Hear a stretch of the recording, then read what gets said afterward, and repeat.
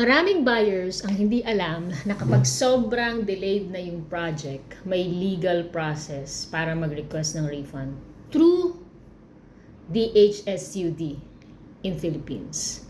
And a lot of OFW is suffering dahil sa delayed condo na kinuha nila sa mga agent nila in the Philippines.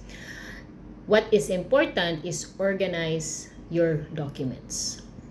I will teach you how you will do this in these steps. Step 1, gather all your documents, receipts, payment proof, emails, WhatsApp conversation to your agent, project updates, lahat ilagay mo siya sa isang folder.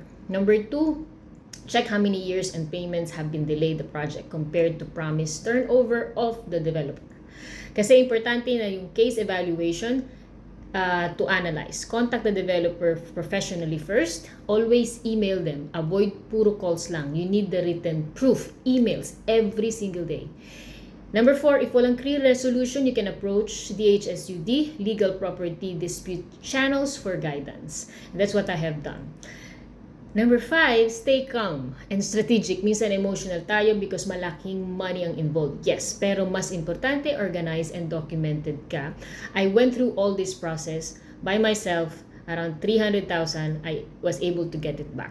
Documentation is everything. And if gusto mo ng guidance, based on the real experience that I have gone through my developer and through all of these government channels, message me or book a consultation call. Links on my bio. And never fear na hindi nyo siya makukuha because I have gone through to that process and I was able to refund my money and at the same time turnover by unit. So thank you so much and save this for later if it helps you.